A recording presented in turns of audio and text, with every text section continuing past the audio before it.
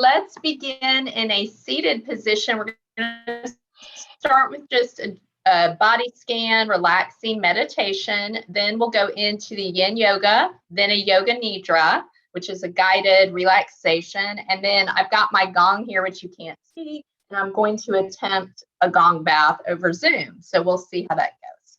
So come into an easy seat, whatever that is for you. And just allow the spine to be tall. So imagine you have a string pulling the head or the crown upward, maybe rolling the shoulders up and back, chin parallel to the earth. Palms can be facing up or down. And just begin closing the eyes or gazing down and noticing your breath.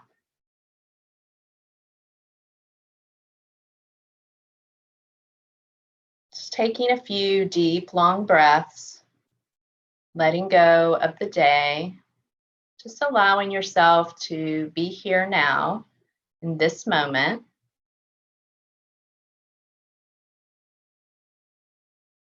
Being fully here with each breath. As you inhale, imagine inhaling presence. Exhaling any stress or worry. And as you become centered, just allow your breath to relax the body. Maybe following the breath. Bringing in beginner's mind, which is our mindfulness concept of imagining we're doing something for the first time. So imagine we're breathing for the very first time. What does it feel like? We're not thinking about the breath, we're feeling the breath. And then bring your awareness to the crown of your head. Just notice any sensations there, any heat, maybe tingling, maybe you feel your hair, maybe nothing. That's okay too. Just notice.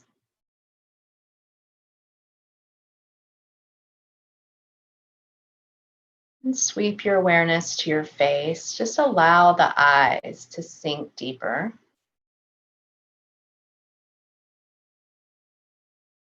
Relax your tongue deep into the back of your throat. Soften the little space between the eyebrows. Relax the jaw. Breathe deeply into the throat. And check in with your shoulders again. Maybe notice if they've inched back up towards the ears and just drop them one more time. Then sweep your awareness down both arms and into the hands. Notice any sensations in the palms, in your fingers, maybe blood flow, maybe tingling.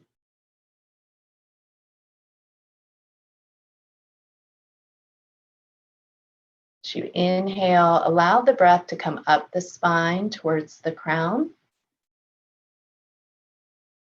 And as you exhale, bring the breath back down the spine to your tailbone. Notice your seat where you're connected to the earth. Sweep your awareness down both thighs, down the legs, down to your toes. Maybe wiggle the toes. And then bring maybe some gentle movements into the fingers, and let's dip our chin toward the chest and just do a few gentle neck circles. So as you inhale, just start turning the chin towards your left shoulder and just making a gentle circle with your chin as if you're drawing a circle with the chin. Making sure you're breathing. Just loosening up the neck. And after your chin passes your chest for the third round, we're going to just switch directions. And then you'll just bring the chin towards the right shoulder. Gentle circles to the left. Just loosening up the neck where we hold most of our tension in the neck and the shoulders. And after your third time, just bring the chin back down and bring the fingertips out to your sides. And as you inhale, let's reach the arms up, looking up. And as you exhale, just press the arms back down. So just some gentle movements. Inhale, reaching up, looking up. Exhale, the hands come back down. One more time. Inhale, reach up, look up. Exhale, the hands come back down. This time we're adding a twist. As you inhale, reach the arms up. As you exhale, start twisting to the right, bringing the right hand behind you. Left hand comes to that right knee to kind of help you twist a little more. Inhale, come back to the center. Exhale, twist to the other side. And for our first shape, as you come back to center, we'll bring both soles of your feet together for butterfly pose. Hands come around the toes, and you could just sit up just like this. This might be enough. But in yin, we do a lot of folding. So maybe you fold and see if your forearms can rest on the shins, and we just let the head hang. And just come back to your breath. Notice the energy of your mind, the quality of your mind right now in the beginning of class. And then we'll check in at the end and notice how we shifted it. So with yin, we're taking long, slow, deep breaths. We'll be holding each shape, and I'll give you a halfway count when we're halfway through.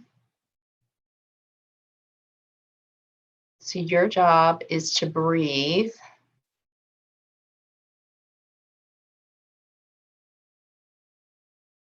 And if your mind feels busy, you can always add in a breath count. So maybe try to inhale to a count of 4. Hold it at the top for 4. And then see if you can get your exhales to 8, maybe 10. When we get our exhales longer, we're kicking in that parasympathetic, our calming nervous system. It tells our brain to relax. It helps settle the mind. You're halfway through this shape.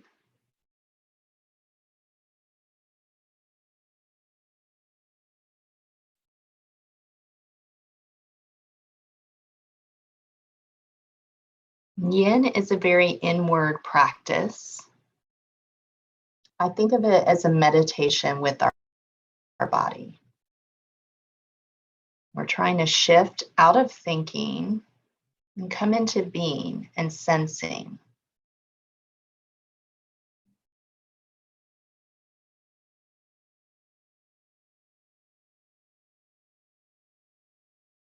We'll be here for one more minute.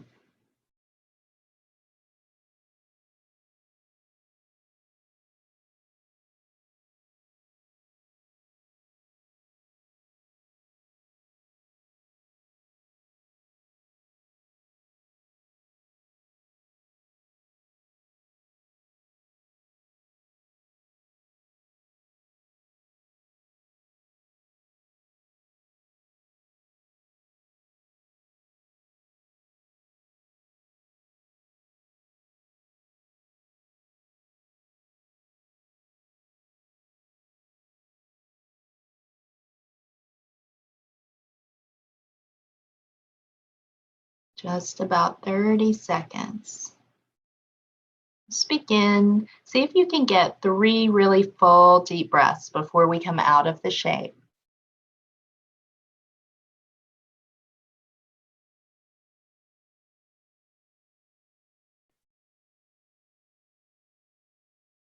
And after your third breath, you'll gently begin to, if you're folded, you'll start walking the hands until you come back into that upright position. And we'll bring our hands under our knees to help bring them up. And then you'll just roll your hips from side to side.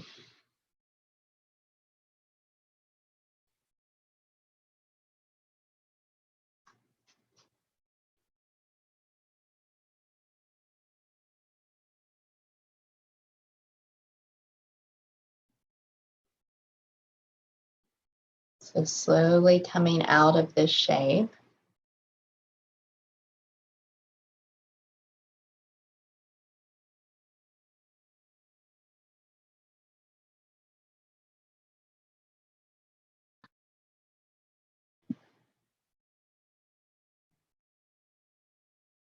And I'm not sure, can you guys hear me?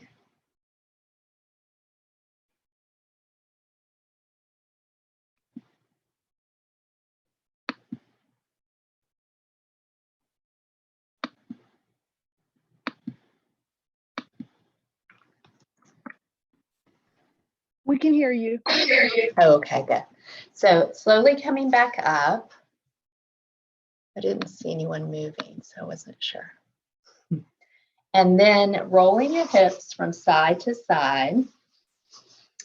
And then from here, we're going to go into half butterfly. So the right leg is extended. Your left foot comes into that right inner thigh. And then we turn towards the straightened leg. And as you inhale, reach the arms up. And as you exhale, you'll begin to fold. Not forcing, just go where you can. And you're folding over the extended leg. And we're going to hold this shape. I'll give you the halfway count.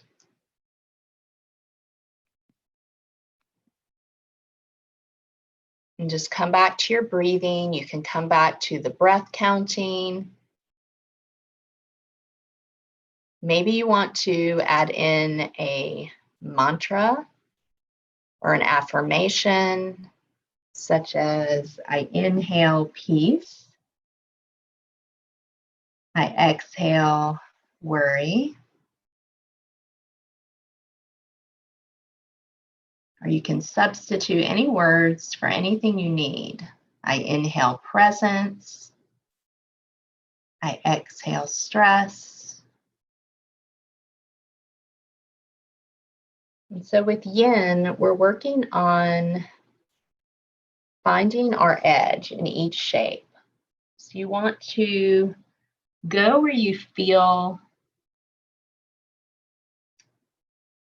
the muscles. You feel that kind of edge, but you're not in any pain. And then once we find the edge, we try to find stillness, keeping our muscles inactive. And then we hold the pose. No matter what comes up in the mind or the body, we try to remain still and be with it.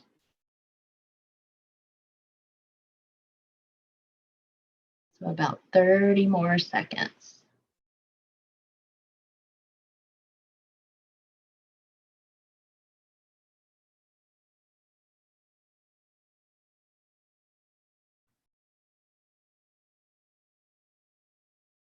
Then very slowly, you'll begin to walk the hands upright. And then we're just going to take it to the other side. So the left leg extends, the right foot comes into the left inner thigh. And then we turn towards the leg and we inhale, reach the arms up, look up. And as you exhale, just begin folding over that left leg, going where you can. We're not forcing all the way down to the knee.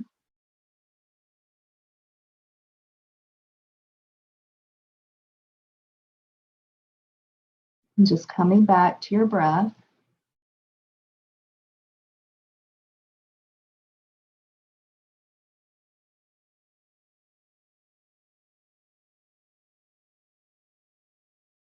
And when we can learn to still the body, it leads to a quieting of the breath and the mind.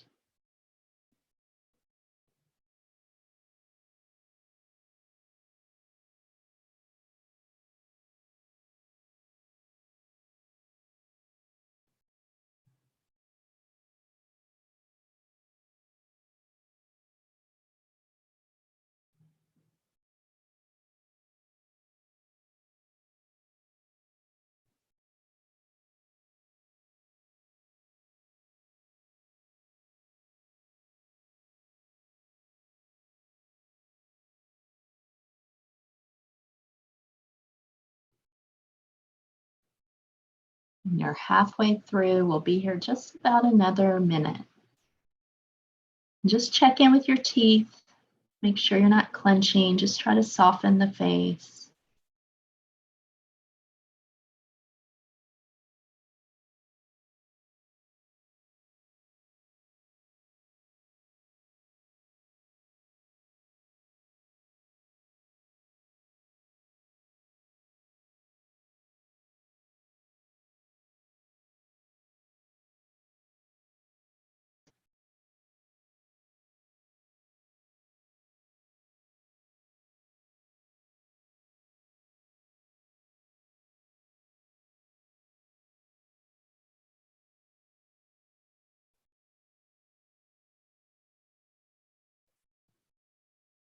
See if you can get 3 really full, deep breaths before we come out of this shape.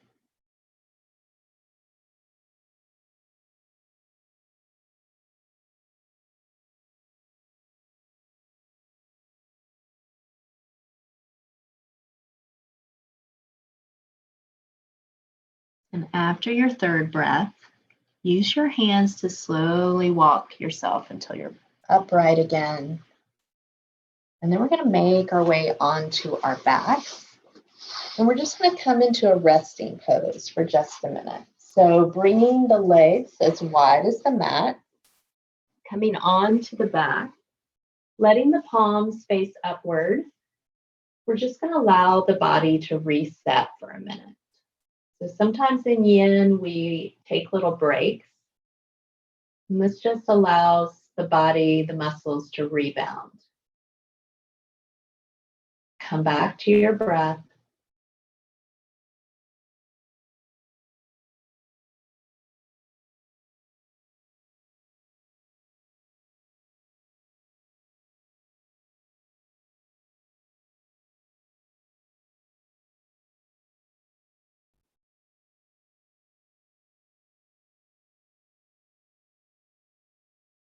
Take 3 more breaths here.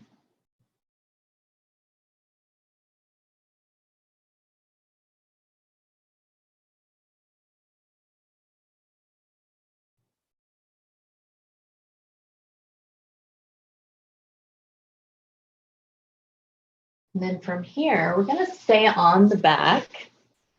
I'm going to shift to make sure you can see me. We're going to bring the feet up toward the ceiling. And then the hands are going to reach up between the legs. And we're reaching for our feet or our shins, our ankles, basically whatever we can grab. This is happy baby. So you want to imagine like a baby in a crib playing with its feet. If you can grab the big toes, you can do that too. And then we bring the knees toward the mat and we ground the sacrum. This is a hip opener. And then we come back to our breath and just hang out here. And if this ever gets too much, you can always just hug the knees into the chest for knees to chest. So come back to the breath. Maybe come back to an affirmation. I have everything within me to handle whatever comes my way. I am loving awareness.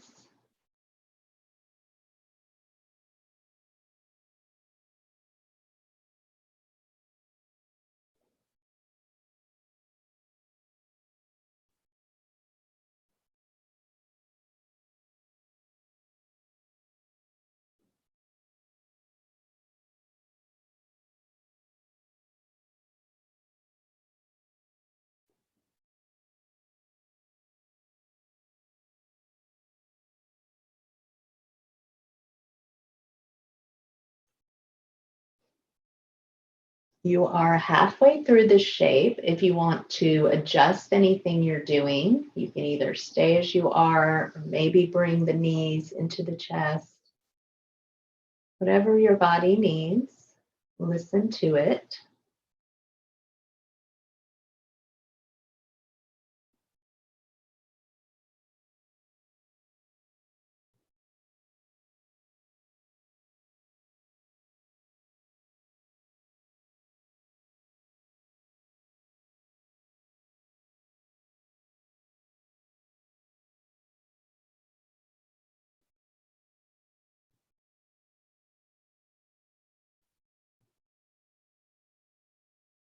We'll be here one more minute.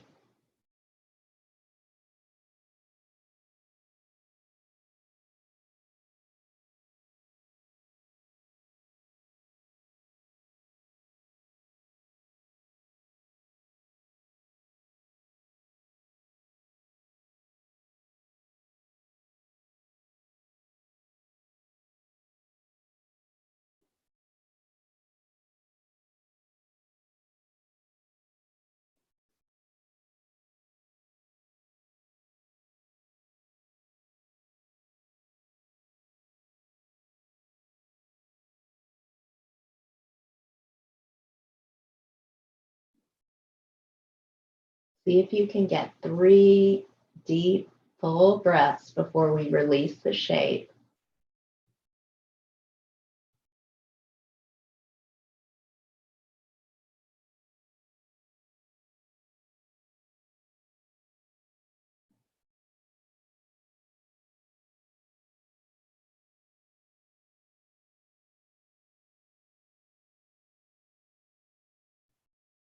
After your third breath, just slowly hug the knees into the chest. Maybe roll on the low back from left hip to right hip. This massages the kidney band. And then just begin to straighten the legs. Coming back into that resting position. Just allow the body to rest. So when we hold these poses in yin, it does a couple things. One thing it does is we're holding the body, and when you release the shape that you're holding, it's releasing that energy. So you may feel energy moving about the body if you pay attention. The other thing that it does when we hold the shapes is that the brain doesn't really know why we're holding these positions, which it's not used to us doing. So it begins to release synovial fluid to your joints. So I always like to think of the Tin Man in The Wizard of Oz. We're like oiling the Tin Man. So it's like lubricating all the joints. That's why yin is so good for flexibility, for your joints, your muscles, all the connective tissues.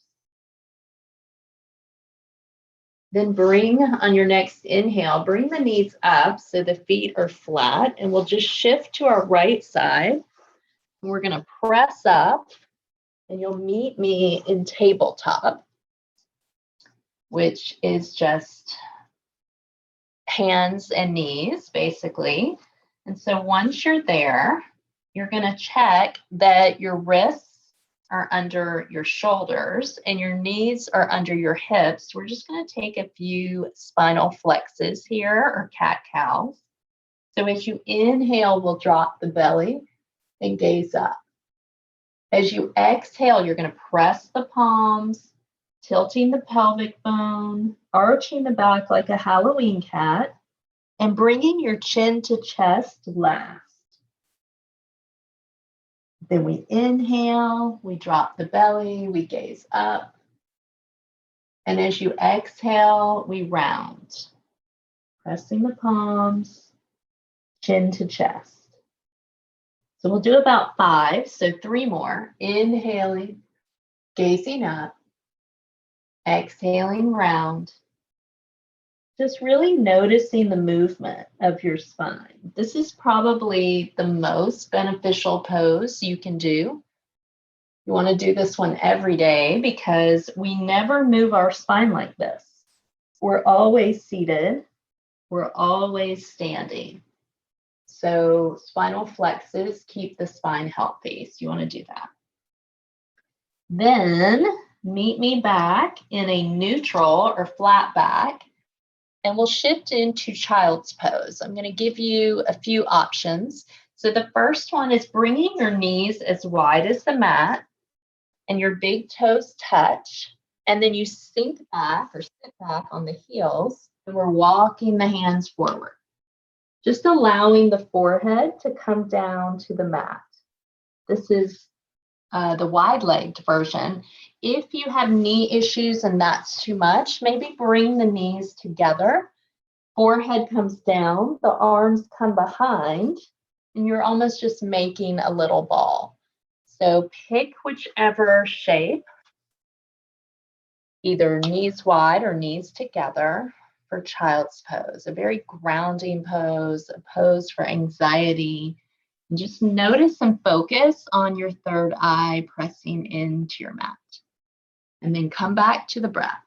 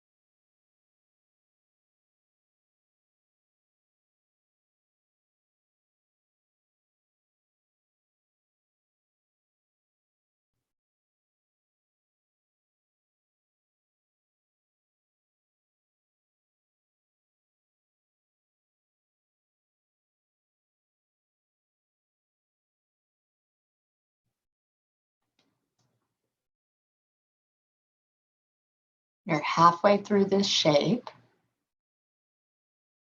Check the quality of your mind. Bring it back to the breath. If you've gotten lost in thought, don't judge it. Just come back. Maybe breathe into the hips. Maybe come back to the breath counting.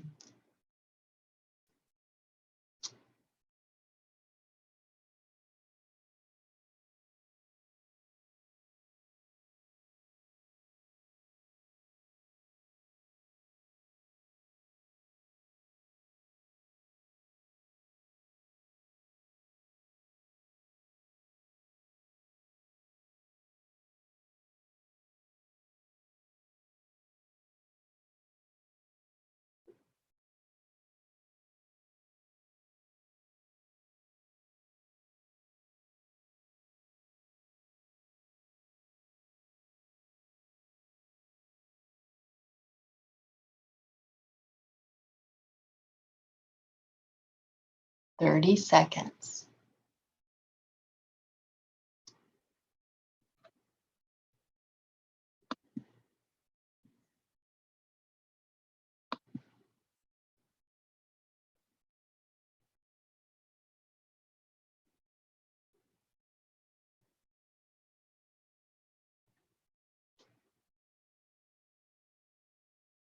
Very slowly. From here, we're going to walk the hands back up and come back into that tabletop position. And from here, we'll meet in downward dog. So to get there, we're going to flip the toes and lift our hips We're just going to take a little bit of movement here. We're going to do one more shape before we transition into Yoga Nidra. So coming into downward dog, you want your feet about hip distance apart and lift the tailbone really high, like you have a string, pulling it up to the ceiling. Your palms are pressing evenly into the mat. Maybe walk your dogs, just kind of pedaling the feet out one at a time, like you're moving upstairs. Just getting a little bit of movement here. And then walk your feet up to meet your hands. And to be hip distance apart, you want about 2 fists between your feet. So it's a little measurement trick. And then we're going to bend the knees. So if you look at me, you can kind of see I'm like resting on my thighs. And you can let your hands just dangle. This is dangling pose. Or you can cross the arms at the elbows and let your head hang. We're not going to be here really long, just about a minute, maybe 2. And just check that you're breathing. Maybe nod the head yes and no, just to release any tension you're holding there. You can also, if you have a wall nearby, you could rest the rear against the wall as a prop. And just breathe into the back of your heart here. We're already halfway through. This is one of the most beneficial poses besides the cat-cow because your head is hanging below your heart. So it's really good. It's good for anxiety, believe it or not, to hang upside down. There's so many benefits. They call this one the fountain of youth pose.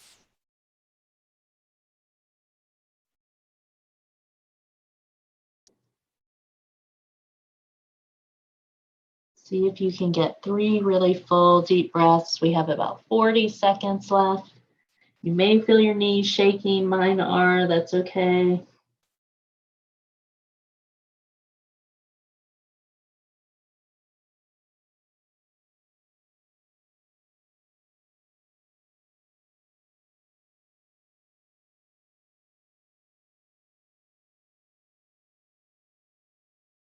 And then how we're going to get out of this, just make sure you can bend your knees enough that your hands are stable and just come back down onto one knee, then gently bring the other knee, coming into a seat. Taking your time.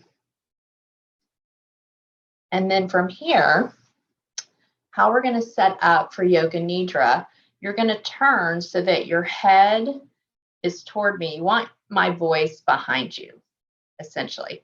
And then once you have yourself positioned, you're going to come into Shavasana. So now grab any props you have, like a blanket, because you might get cold. This lowers your blood pressure. And we'll talk a little more about Yoga Nidra if you want after. And if you have an eye pillow, that helps to shut out your vision and just really focus on the hearing of what I'm saying. So if you have an eye pillow or even a blanket or shirt to kind of cover the eyes, if you have low back stuff going on, you may want a bolster or even a pillow from the bed under the knees. So just get whatever you need to make yourself completely comfortable.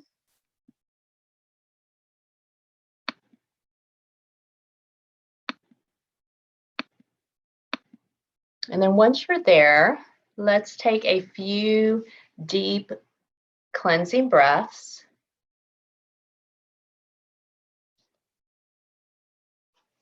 So inhaling through the nose and then just sighing it out through the mouth. Full permission for sound and breath. I can't even hear you, so breathe as loud as you want. So inhale, exhale, sigh it out. One more. Inhale,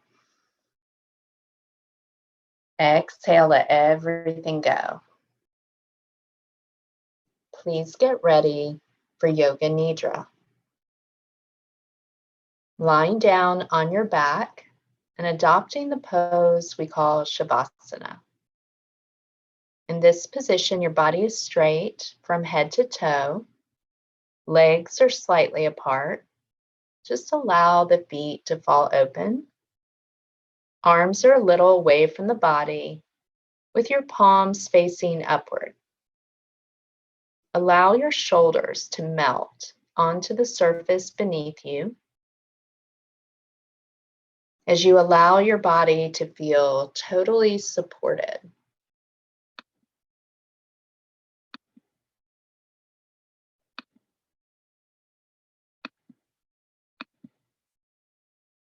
Notice if you could be 5 or 10% more comfortable. Readjust and settle yourself so you can stay completely still throughout this practice. Make any last adjustments so that you can allow your body to settle deeper. Yoga Nidra offers us a tool to relax our mind organically. You do not need to concentrate or try to control the breath. Just listen to the instructions and try to follow along mentally. Even if you do not hear everything I say, it does not matter. Whatever you experience, this practice will still work. Your mind and awareness may drift in and out of conscious hearing, and that's okay. There's no way to do this wrong. The only important thing is to follow the voice of the instructor. Know that the deepest part of you, your core self, is always listening. So take a deep breath in and listen with your ears and your whole body. Simply allow your mind to let go. Say to yourself, I am aware. I am going to practice Yoga Nidra. Take a deep breath in, and as you breathe out, allow calmness to spread throughout the body. If you're stressed or worried, see if you can let go of those words and what they mean, and instead tune into sensations in the body without any labels. Give yourself permission to turn the brain off. Allow my words to flow into your words. You're in a safe environment, a protected and held space. Come into stillness now for deep rest and deep nourishment. Your eyes are closed. Your mind is in a mood to relax. Check in with the senses. Welcome the touch of air upon your skin as you become aware of sounds in the distance.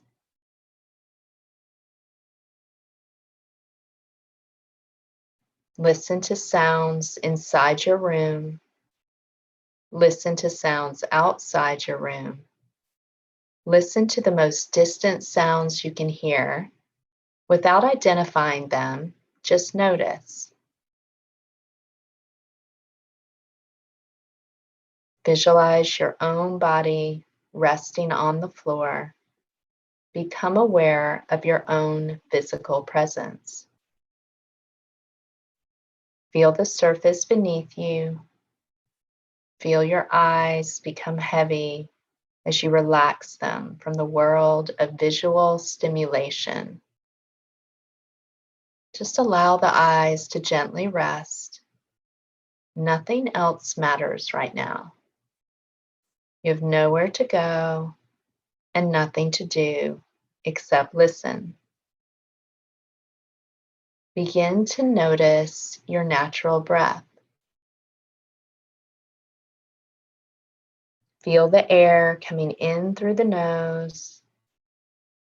And as you breathe out, allow your bones to feel heavy and weighted like lead.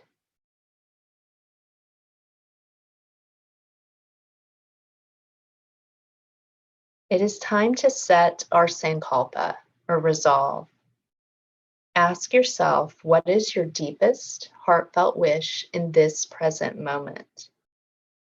It is from this wish you will create an intention. Think of this wish as a seed you are planting into your subconscious to grow. See and feel your life with the fulfillment of this wish. Keep it in simple, clear language. For example, I am healthy. I am a positive force for others. I have abundance. Come up with your resolve, state it 3 times, then give thanks and release it into the universe.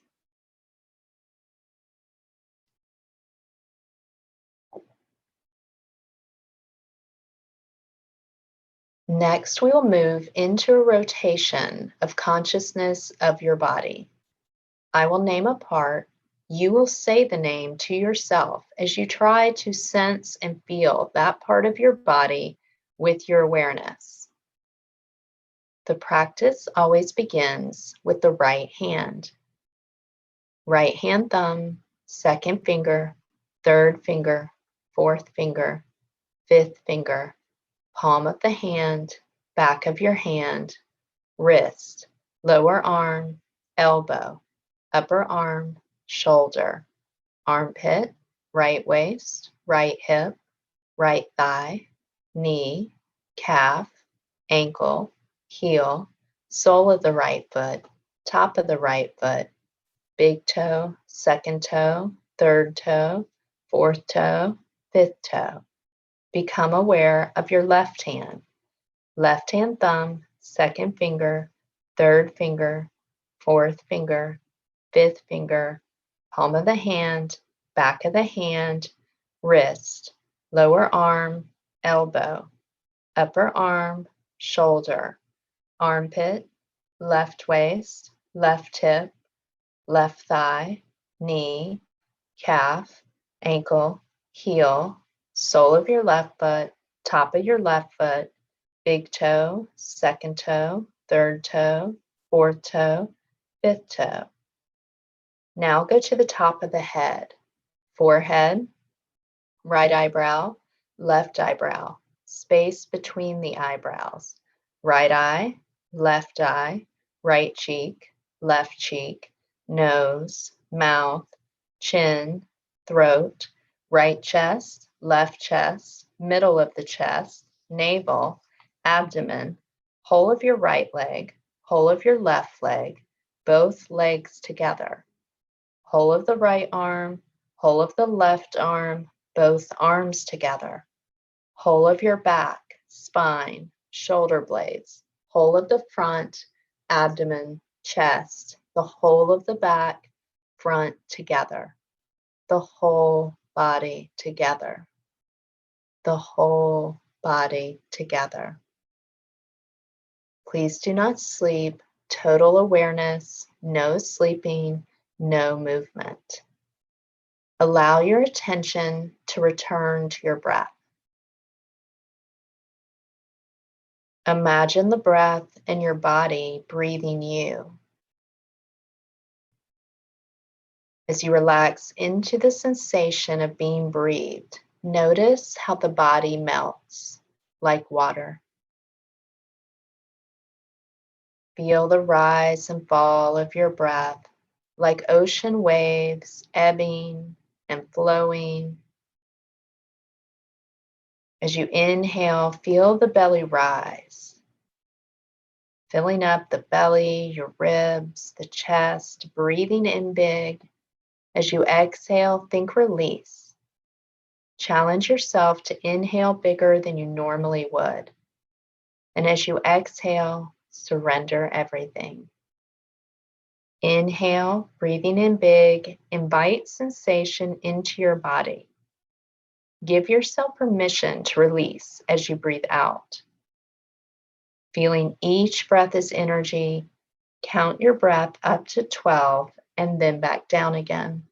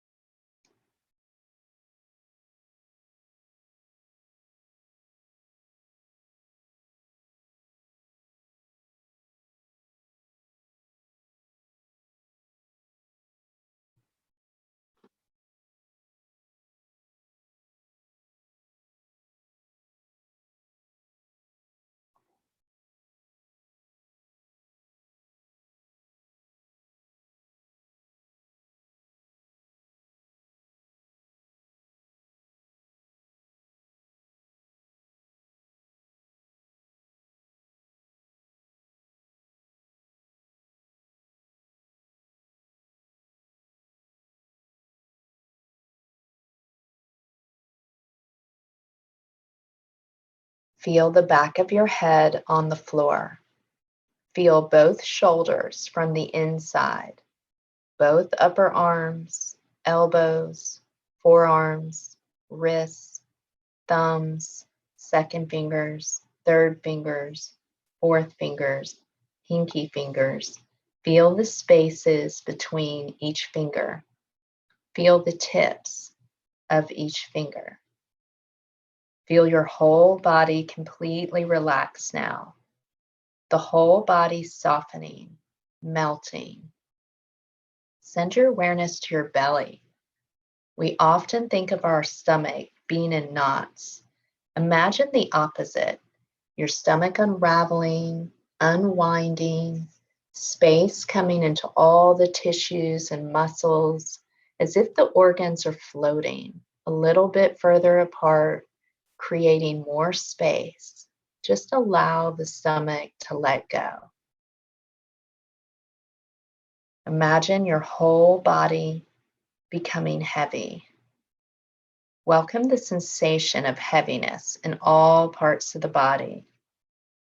You're getting so heavy, it's as if you're sinking into the earth. The whole body feels heavy, weighted, like lead. Your head is heavy, your arms are heavy, the torso and legs are heavy. Awareness of heaviness. Awaken the feeling of lightness. Imagine your body is so light, it's as if you could float away and rise up off the floor. Allow the body to dissolve into weightlessness. Your head is light and weightless. The limbs are light, weightless. Your torso is light. The whole body feels as if you're floating. It feels as if you're made of pure space. Awareness of lightness. Go back to the sensation of heaviness. Relax into heaviness. Go back to the sensation of lightness, weightlessness. Then back to the sensation of heaviness. Now feel both simultaneously heavy and light all at once. Don't try to think about this. Just feel both heavy and light dissolve into each other. Notice what your direct experience of the body is now. Just allow yourself to rest in this sensation of just being, letting go of time and space. Nothing you need to do or know or get. Notice what remains when you empty your mind completely of images, thoughts, stories. Empty completely into your heart space.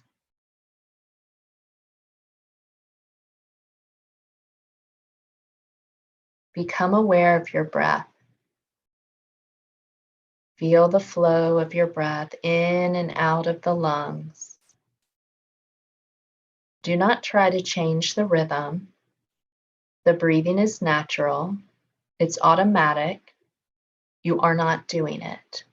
There is no effort anywhere in the body. Feel your whole body at once, letting awareness sink you deeper. Feel your skin. Feel your muscles, letting your muscles relax and rest. Feel deeper into the bones. Feel your whole body committed to rest. Can you go deeper? Can you feel the energy behind all sensations?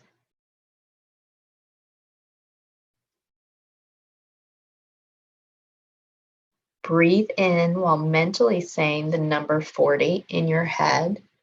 Then breathe out. Mentally say the number 39. Your next inhale's 38. Next exhale's 37. Keep counting all the way down to 1. If you lose track, begin again at 40. No need to rush. Don't get frustrated if you skip a number. Be friendly to your mind if it wants to fall asleep or forgets to count.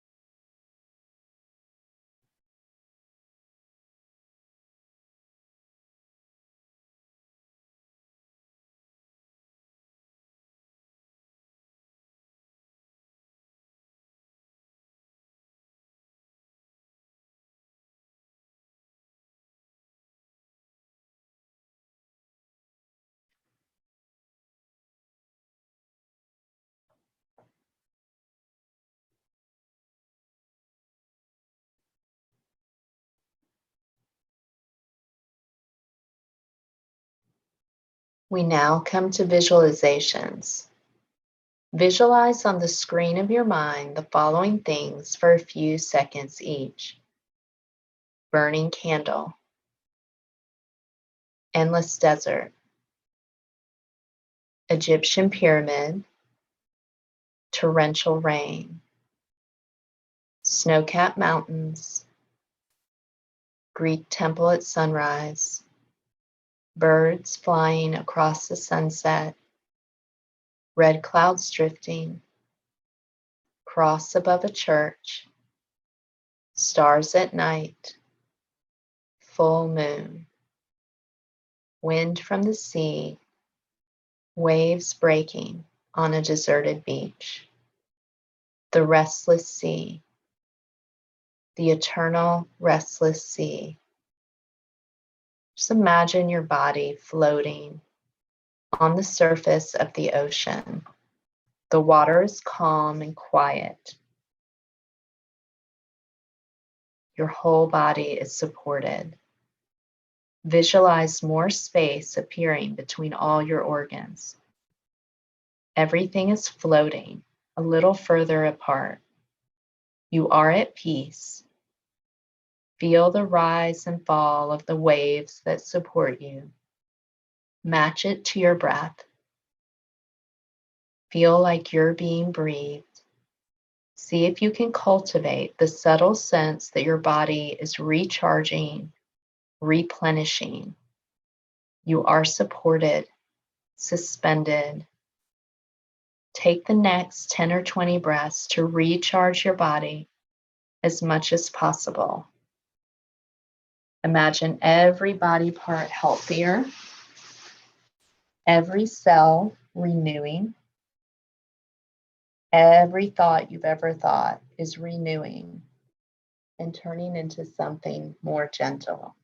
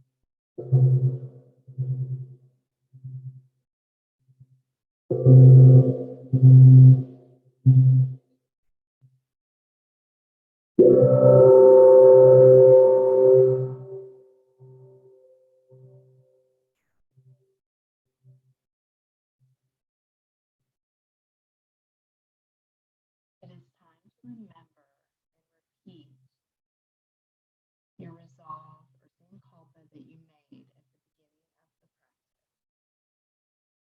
Repeat it in the same words and with the same attitude 3 times.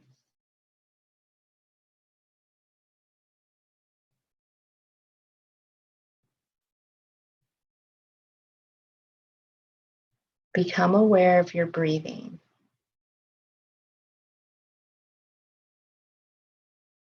Become aware of your natural breath.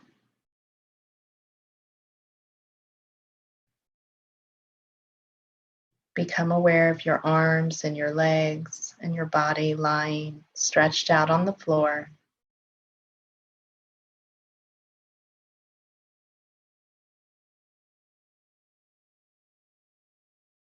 Become aware of the meeting points between your body and the floor.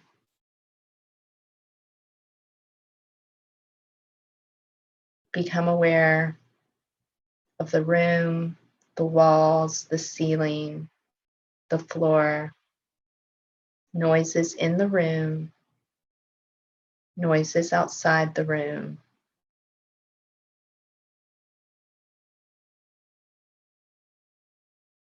Take your mind out, become completely external. Lie quietly for a few moments, keeping the eyes closed. Slowly begin to bring gentle movements into the body. Taking your time, do not hurry.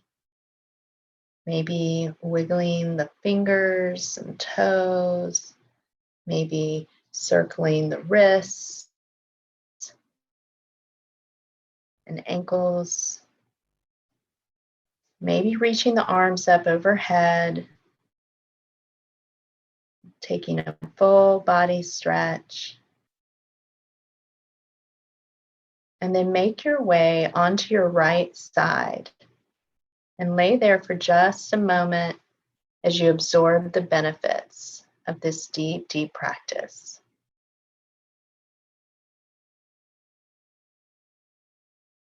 The time will come when, with elation, you will greet yourself arriving at your own door, in your own mirror, and each will smile at the other's welcome and say, "Sit here, eat." You will love again the stranger who was yourself. Give wine, give bread, give back your heart to itself, to the stranger who has loved you all your life, whom you ignored for another, but who knows you by heart. Take down the love letters from the bookshelf, the photographs, the desperate notes. Peel your own image from the mirror. Sit and feast on your life.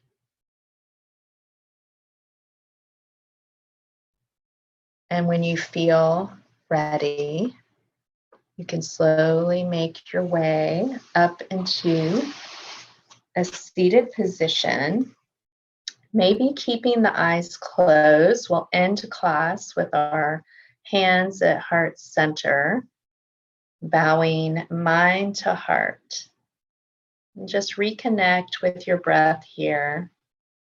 Notice the energy of your mind and your body. from where it was when you began class. Thank you for practicing with me. Namaste.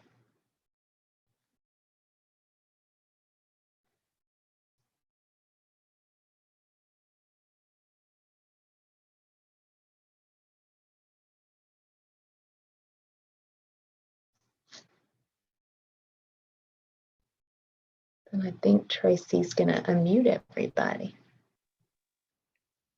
How do we feel? Great. Good. Thank you so much.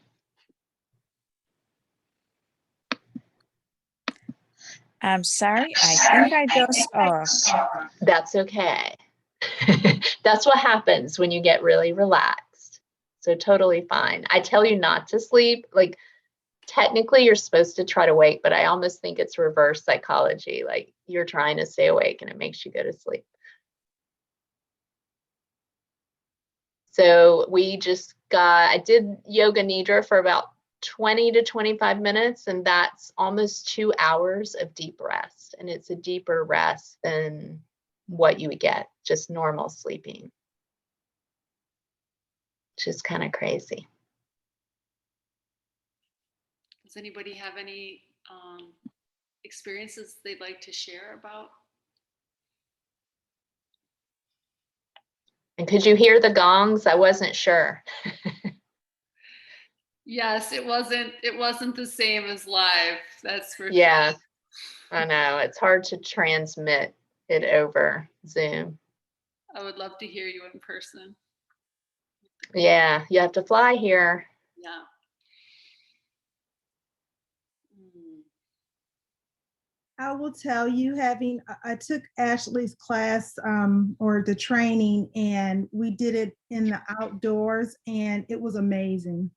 It was like a spiritual experience. So yes, definitely, if you have the opportunity, you want to experience it in person.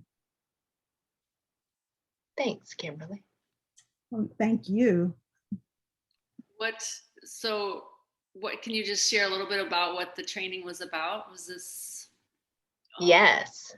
So it was mindfulness in education, and it was for teachers. Mainly it's geared towards elementary teachers. And it's teaching them mindfulness. And Jenny, there's a few people from the training here, and maybe they want to share too. So I trained them on mindfulness first, like what it is, why you want to do it, the benefits, and then we go into like the science and a lot of about teachers being the regulating presence in the room, and a lot of what Dr. Matt talks about in his book. So a lot of that, and just showing, videos, and then we practice throughout the day, meditation, movement, different meditations, really like wanting them to connect to it first, but also then the last half of the training is how to teach it. And they get a lesson plan, like a 9-week lesson plan that I trialed in the pilot program for 2 years, which is really like a 5-minute, like start your class, no matter what you're teaching. And how to get the kids up and moving. So it's movement and breath, and then meditation, and kind of connecting them to how they feel from that. So that's kind of a snippet. The training is Kim. Thought I saw Kim on here. Is she still on here? I don't know. Hi, Ashely. I am. Yeah, I thought I saw you on here. Do you want to talk a little about the training? So Kim was our Teacher of the Year in Forsyth, and I was so excited when she came. So she was Teacher of the Year for the whole county. So I was excited when she wanted to take the training. Yes, yay, Kim. Do you want to share any of like your experience? I would love to. My camera is unfortunately not working, but I'm happy to talk, and I just appreciate you guys doing this and you doing this, and what a benefit that Ashely's been for our entire county. But in my classroom personally, I was blessed to take Ashely's breathing techniques back for the last week of school. I took the training at the end of May, and what a difference it made in our classroom. Just overall, the feel in our classroom was just so much calmer. Our students were just calmer. They were focused. Ashely gave us a breathing ball, which was really cool. Our kids immediately connected with that. And we would pull the ball in and out and take our breaths and try to work on taking 5 breaths. I teach special needs preschool. So I have 3 and 4-year-olds. So even at 3 and 4, they were able to practice the breathing techniques and use the breathing ball. And it really made an impact on them. Just doing it the 5 minutes a day, as Ashely said. We would start out our day doing that, using the breathing ball and using the breathing techniques. And that was awesome. So I just look forward to continuing it further and starting out the year with the great techniques from, the start of the school year, since I was blessed to get to be a part of it in May. So thank you, Ashely. And just this summer, I've been practicing it myself and just being more mindful of my breathing. And as you said, just even 5 minutes every morning to start the day, I've noticed that it's really made a difference in me. So I really appreciate it. And it's just been a blessing for me, and I look forward to continuing to spread that blessing to our kids. So thank you very much. Kim, had you done mindfulness before? You were totally new to it, right? Yes, this is my first time, completely new. Oh, okay. I thought so. I was just confirmed. So we can win you over. Yes. Even Oh, if you're a absolutely. newbie. I'm won over already. So it didn't take long. Immediately coming into your class, it was just a wonderful feel, and just the peace and the calming, the focus that it gives kids, and first and foremost to us. And that's what Dr. Bearden, our superintendent, he is very big on the wellness of staff and educators first, and then in order to spread that to others, to our kids and to families. So that's been really important. And Ashely, thanks for carrying that over with us. Will this training be offered again for those of Yeah. us who did not know about it or are not mindful about mindfulness? Yes. Are you in my county? Who's that talking? Oh, this is Minerva. No, I am actually in Illinois. Where are you? Oh, we're in Georgia, but okay, my boss is on here, so I have to be careful. But one of the things I want to do is take my training national and go to counties that want to know how to do it. So I have to figure out how to do that and keep my job. Right, Dr. Bennett? Yeah, Ashely, we don't want you to go anywhere else. But I can go and train during my Right. off time. No, I think that's wonderful, because it's not about just keeping it in Forsyth for our students, but it's about spreading it so other students can benefit from it also, because it is a movement, and we do want to change hearts and minds, and not just our community, but spread it across the world. So Ashely, I absolutely think that would be amazing, but I'm not the superintendent, so. Caitlin, Tracy, Caitlin Nisos, who does the emergence on here. She was like, what if we got your superintendent to talk to do we have a lot of administrators and things like that on here, or is it just teachers? On COSUM in general. I thought you meant on tonight's thing. No, I mean on COSUM. Yeah, no, it's a mix. There obviously aren't as many administrators, but definitely many. And one thing, that's kind of our goal with being a coalition and joining forces that it's like a co-op where we can bring in different people to train us. So kind of like you pool in your resources, your money, and then the members decide what we want to do with our money, with the money. Like, do we want to bring, in Ashely to do this online training for 2 days, and then, Oh yeah, maybe we could bring it. Yeah. To Coast. Yeah. Or It would be at nice. minimum, we point people to Ashely, and then, when she, puts together an online training or whatnot, that we can, point people to her to be able to take it and be like, here's when Ashely's training is. Yeah. So. And I think Caitlin and Dr. Bennett and I are going to try to create the Atlanta chapter Wonderful. for COSM, because there's not one. So I think Caitlin talked to Lindsay about it. So we're going to try to get together and do that so that we have an official chapter here in Georgia. Wonderful. Yeah. And then our platform as well, it's somewhat like Teachable or Thinkific, where, again, either we point people to you, or you could anybody can create a course or training within our platform as well. And it could Oh, really? It could even be something that, people pay a fee to take your training, but there's already obviously a built-in audience of people who want to take it.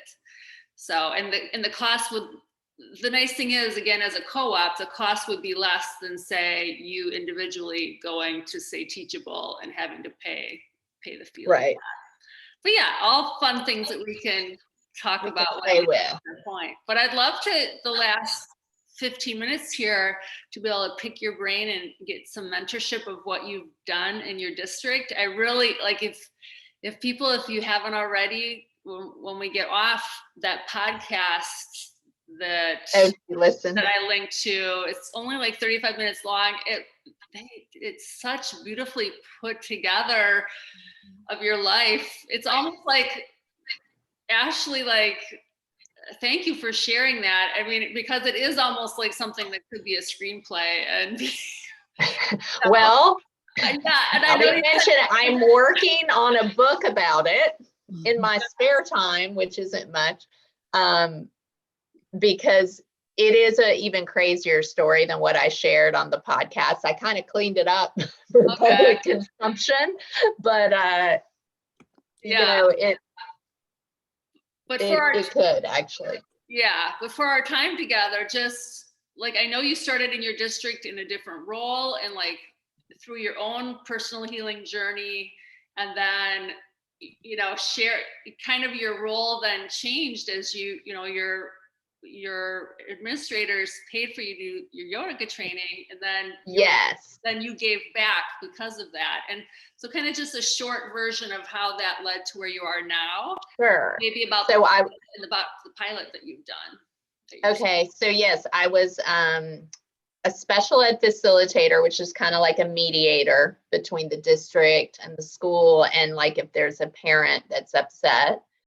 And I was good at it, but it wasn't like super like personally fulfilling. You're in a lot of conflict. And I, came up with this idea. I was getting into yoga, that if they paid for my training, I would go into like our behavior programs and teach it. And then my boss was like, well, what if you teach it to teachers? And I was like, okay, that's a great idea. And so she paid for it. I went through a 6-month yoga training. And what I realized was I really wanted more mindfulness. That was really the mindfulness and meditation that I kind of found through yoga. I was like thinking it was a little more accessible to like everyone. And so I asked for more training. So they sent me to Omega in New York, which is kind of like Kripalu, if you don't know. Is that how you say Kripalu? I don't even know. So it was a full like week immersion for mindfulness and education, and it's based on the book. I'm gonna butcher the title, but it's by Daniel Reshapin. Do you know it? It's like the mindful way of education. I think, of education. So I I got trained in that by his like right-hand man. And it was a full week. I was the only teacher from Georgia. Everyone was from like New York and the North. And I took that training and kind of developed like the backbone of the pilot, kind of his concepts, which is getting the moving first, and then the different literacies, like the emotional and the physical literacy first, then the mental and emotional, and kind of social and global last, you know, that you would kind of weave in. And a funny part of that is I was talking about what I was going to do the next year in a training, and someone from Georgia State University was eavesdropping and reached out to me and was like, I was eavesdropping and I heard what you're going to do, and you're the only public school system that we know of in Georgia that's going to try this, so we want to be a part of it. So they reached out to our superintendent. We held a bunch of meetings, and they basically helped me decide what measurements to use to prove that it worked. So they helped me pick them. They helped me score them. They've been really involved, and they also they have someone, I guess, a doctoral student, is that he said, doctorate student, working on her thesis on what we did. So I'm like sharing all the anecdotal evidence, the data, kind of talking her through what I did for my lesson plan, which was essentially starting with movement. And then once I got them through, you know, movement, and I was lucky I only had mindfulness to teach. So I went back in the classroom.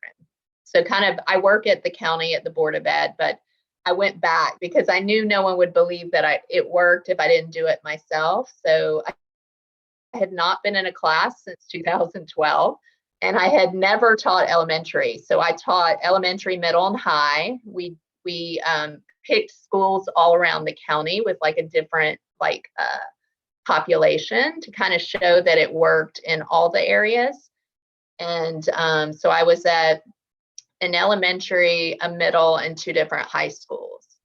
And the students were counselor recommended. Most had anxiety, ADHD. They were typical, like general ed. Usually I had a few gifted and a few special ed, but mainly it was the general population. But a lot of trauma that I did not realize until I got into the class. And then that kind of came out. And so it would be like an hour class. We met daily, and I basically just taught, you know, the different literacies, always movement, always meditation. And then eventually what would happen is they got really comfortable. I started transitioning them into teaching. So they started teaching the meditation, they would lead the movement, and I would just kind of sit back. And so, and then it's crazy how it's spread, because the kids started teaching it in their neighborhoods, and they, like my middle school class, created their own classroom, and they were holding mindfulness classes like outside of me.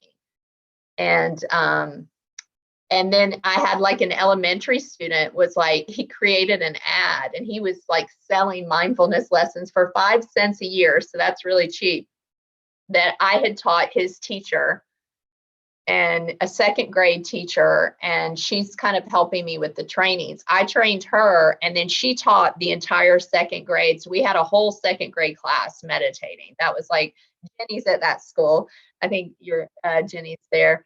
And so that was the first time we did like whole group, because mine were small. And so I created a 9-week plan, and she implemented it the year before the training so that I could make sure it worked on anybody. So she implemented it, and the class, Jenny could probably speak to it because she saw the class. I mean, they took to it, and then we would do Zoom, like my middle school kids would teach her 2nd grade kids, and just them seeing kids doing it. And then I would pop into her class and visit them, and they would watch like my videos and things like that. So I didn't really ask permission to do that. I just kind of did it. And then I brought the superintendent in to see, because I had originally wanted to go full elementary, and he was like, no, we need middle and high. And when he saw that second grade class, when they went in, every kid was meditating, total like stillness. And he was like, I've never seen anything like this in my life. And so he was like, okay, we're going elementary. And that's kind of when we made the push for the training to be an elementary training. But I let anybody in, like there's middle school teachers in, there's high school counselors, social workers, admin. I think I have a principal coming. My next one's like next week. So that's kind of as quickly as I could condense 2 years. Yeah. Does anybody have any questions? I obviously do, but I want to see if anybody else from what she's sharing. If I said anything, I would just say, Ashely, thank you so much for sharing your heart, your passion. I didn't get to be through all of this, but I've gotten to work with you before. I've been through the training, and right now what's the name of the app? I'm forgetting. The one where you have Insight Timer. Yes, thank you for reminding me. I know right where it is on my phone, but it's just been really meaningful for me to get to practice this before I present it to students, because I think if I believe it, they've got a far better chance of just being drawn into it instead of checking a box. It becomes meaningful to both of us that we get to share it. And I'm just really grateful for you for how much, kind of how brave you've been. Not kind of, definitely how brave you've been. And I think this has the potential to really improve relationships and lives in our schools. And I love the fact that I've told you before, I love the fact that it's in elementary, because as a middle school teacher, I hope to get those kids in my class. So just thank you. I appreciate you. Thanks, Elizabeth. And this is recorded, so if you want to do the other part of the class. Oh, great. Yay. Thank you. Okay.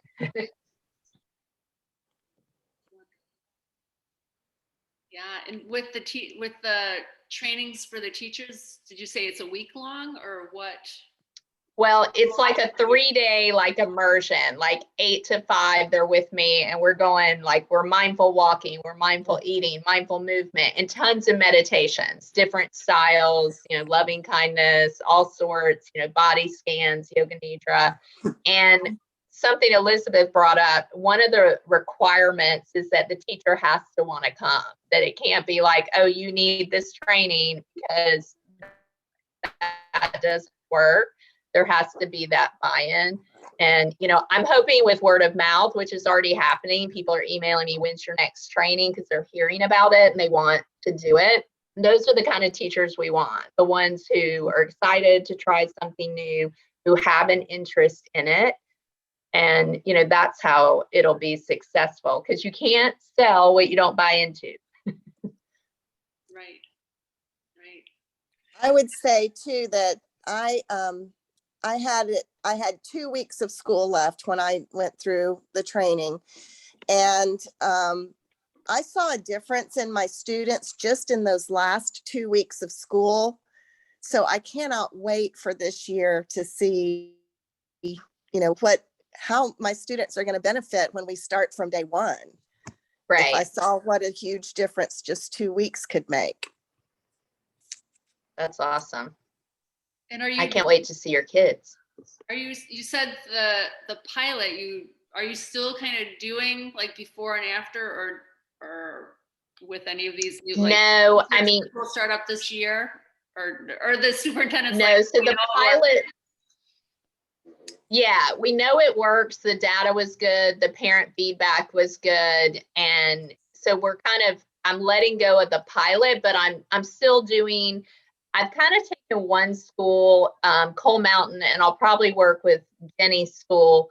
And and I'll be going into whole group classes, just starting classes with 5 minutes. So I'm reaching more kids because the pilot was like 10, 12 kids. Sometimes they got a little more because they'd be like, can I squeeze this one in? And I can't ever say no. So I'm like, okay.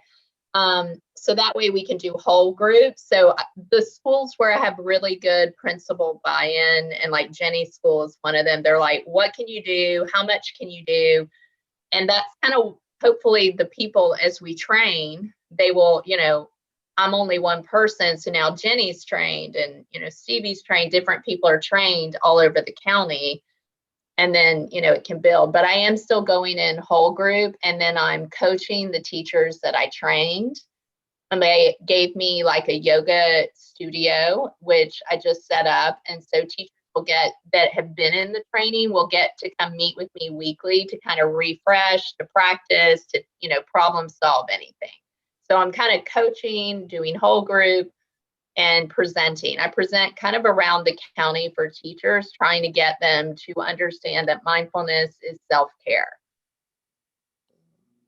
So that's I'm really excited.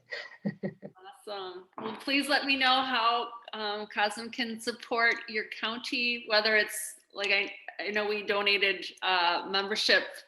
Yes, thank you. So you could potentially create, anybody can create a group on our member site. Like if just Georgia, or, some of the chapters have done that too, like the Delaware chapter, and then you can even have it do events and kind of organize things on there or what. Okay. Or send any ideas my way. But thank you so much for leading us tonight. And we'll post the recording of this on our member site. So I might even put we try to do clips in our newsletters of highlights from the month. So, because I really feel like that, like the Yoga Nidra, if we can kind of clip that out, I mean, for people to listen over and over again, that's how I've had great healing, physical healing from doing Yoga Nidra. So I'm a believer of that. So yeah. That's great. Well, thank you so much for giving the teachers. I mean, it helps because we don't really have a mindfulness community here. So it kind of helps them see articles and, just give them more besides what I can give them. So I was so excited when you offered that. Yeah, for sure. All right, everybody. Have a wonderful All right. Thank you. Thank you. Thank Let us know you. if you have any questions. All right. Thank you. Bye. Thank you. Bye, everybody. Bye-bye. Bye. Thank you all.